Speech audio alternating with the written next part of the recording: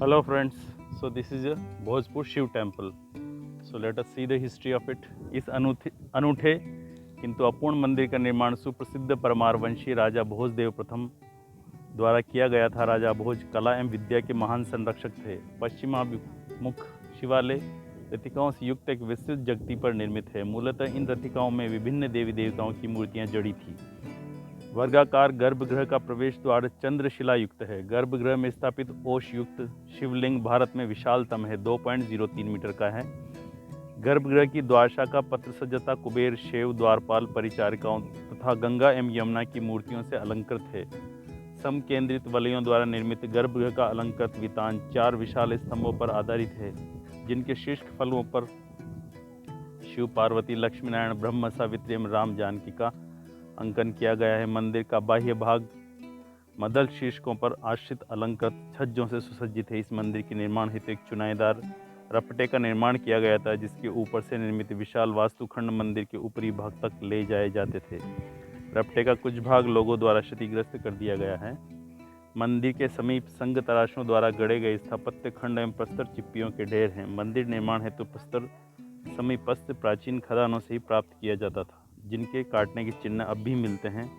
मंदिर के पूर्व एवं उत्तर की ओर से चट्टानी सतहों पर विभिन्न मंदिर शैलियों के भूविन्यास, ऊर्ध्व विन्यास, छेदन, स्तंभ, ऊपरी भाग, शिखर तथा शीर्षकों के उत्कीर्ण रेखांकन प्रदर्शित करते हैं कि इस स्थान पर कई अन्य मंदिरों के निर्माण की भी योजना थी, किंतु उसे क्रियान्वित नहीं किया जा सका। So we have seen it. So this is the temple. ये काफ़ी बड़ा और भव्य टेम्पल है, जहाँ पर अन्य टेम्पल भी बनाए जाने थे, लेकिन कालांतर में उनका विकास नहीं हो पाया।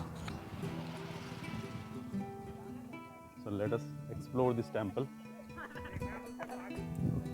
सो these are the temple big steps. और ये है niches.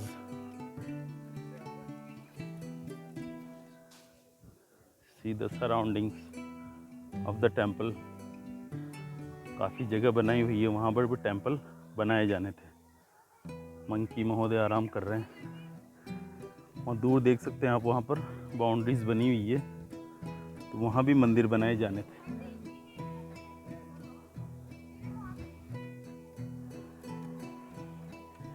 This is the temple. भव्य विशालतम टेम्पल है।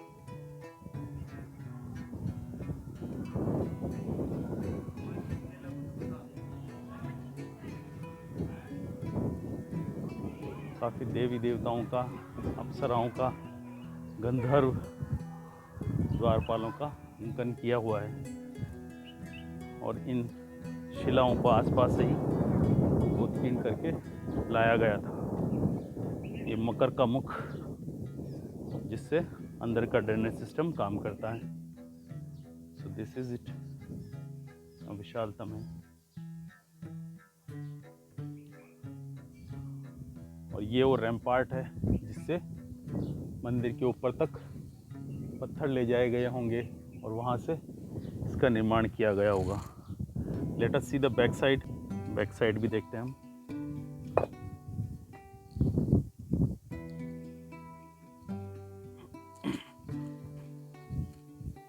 You can see this ramp.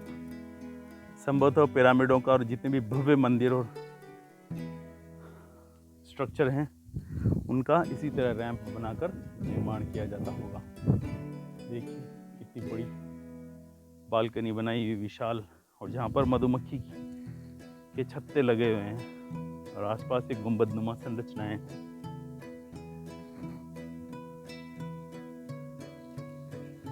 One more this side. Balcony इधर की टूटी हुई है, उसको आप देख सकते हैं। Let us go this side. पूरा गार्डन टाइप एरिया है। सो let us go inside the temple. ये मूर्तियाँ यहाँ पर लगी हुई है, विभिन्न देवी देवताओं की, सुसज्जित, अलंकृत। This provision is made here.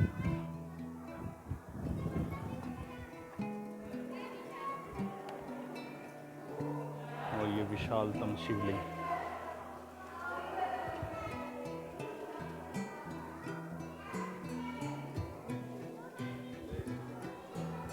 विशाल खंभों का निर्माण हुआ गया, पिलर्स।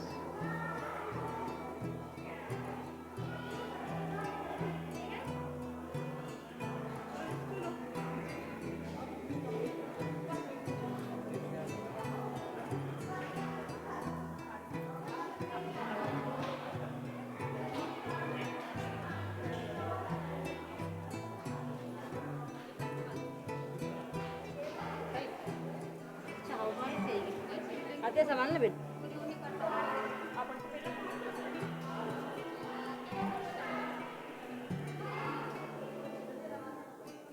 देख सकते हैं आप इसका प्लेटफॉर्म कितना बड़ा है शिवलिंग का।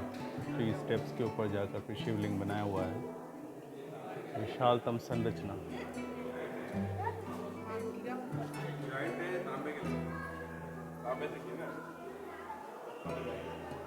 विशाल प्रस्तर खंडों को निकाल कर तराश कर यहाँ पर लगाया हुआ है।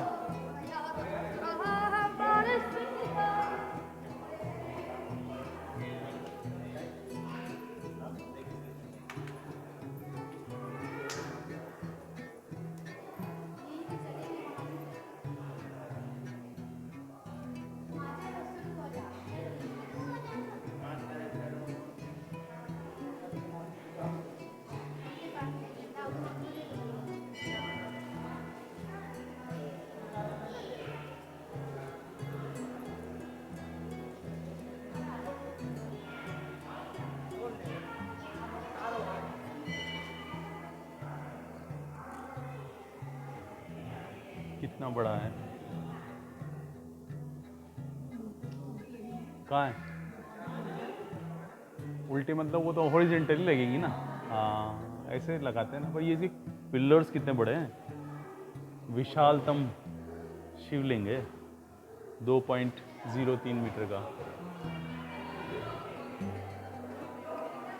पूजा नहीं कर रहे तुम लोग? पैसे खर्च करो।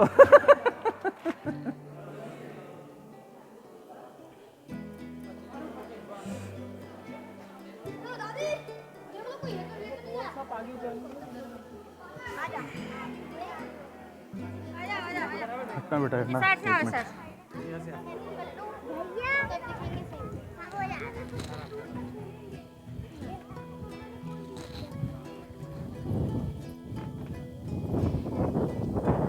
तो इस तरह से आप ये मूर्तियाँ देख सकते हैं। और ये यहाँ पर कुछ छतरियाँ बनी हुई है, इसमें नंदी और शिवलिंग स्थापित किए हुए हैं। ये नंदी संभवतः ओरिजिनल नहीं, वो छोटा नंदी है। और शिवलिंग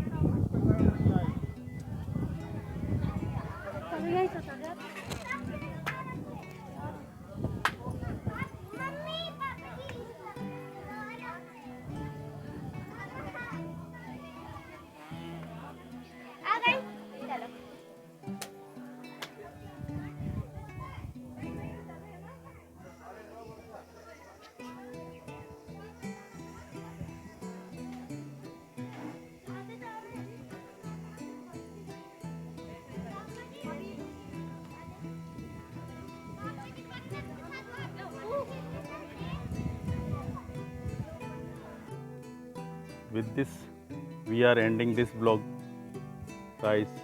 So this is the beautiful surrounding of the Bhojpur temple. Small shops are located here to sell the material for worship